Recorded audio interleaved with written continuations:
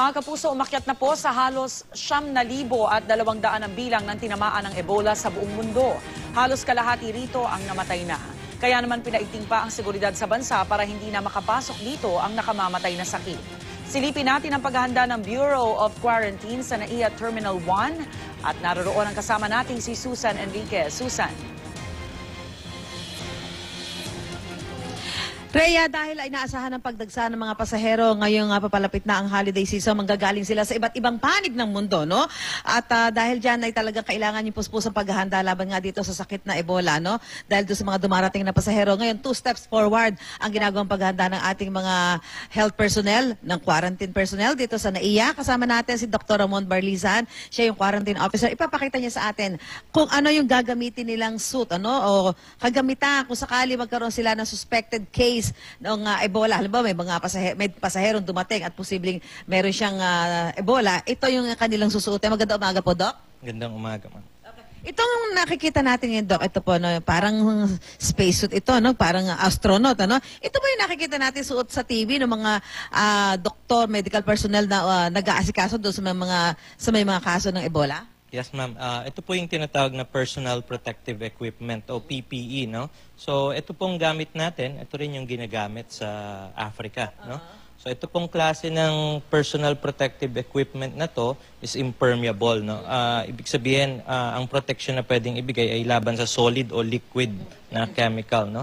So, together with this PPE, kasama rin ang meron din siyang kasamang goggles.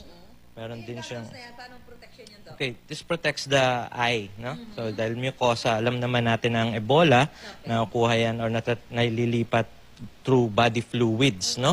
So bukod dito sa goggles na to, meron din tayong itong N95 mask, ito natatandaan ko sa bakit yes. kakaiba niya sa ordinary? Okay, mas na-filter nito even smaller particles, no? So yun ang rason kaya ito kasama na ito protection para sa ilong, no? Nasal mucosa and mouth. Itong guantes Together mo. with this, pag sinuot na yung PPE, we use double gloves, no? Mas highly recommended pa kung even triple gloves, okay? And plus, of course, yung repeated using of alcohol to disinfect. And plus with the boots. So, opo, ang protection natin, halimbawa ng magkaroon tayo ng mga suspected Ebola cases, ito po ang gagamitin ng mga personnel natin para sa pag-conduct ng pasyente o pasahero papunta po sa mga referring hospitals natin tulad ng mga RITM. So talagang ano ito ha, tight na tight ito. Ito ba yung disposable o paano to pwede pang gamitin ng twice or thrice? Yes, ma'am. Supposedly dapat to disposable, ma'am, no? There's a proper way na pagsuot nito and a proper way na pag-alis, okay? And to disinfect.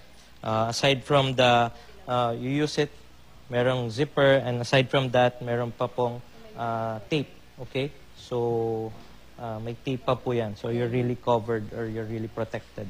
Ngayon parang free size ito eh. No? Talagang ito po. Pag sinuot parang astronaut yung ating mga quarantine personnel na susuot lang naman ito kung may mga suspected case of Ebola. At siyempre, bukod doon dyan sa paghahanda niya, meron 24 hours so nakaantabay dito yung ambulansya na siya magdadala doon sa mga hospital gaya po ng RITM. At siyempre, pinaplano na rin po ngayon ng management ng NAIA ang paglalagay ng tent, ano, para kung may suspected case of Ebola, doon po ilalagay yung suspected case, pati na yung mga taong naka-close contact niya, no?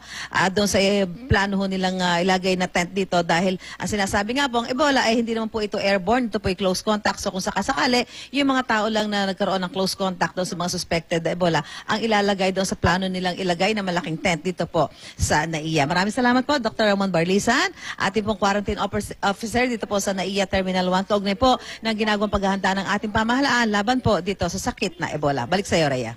Maraming salamat, Susan Enriquez.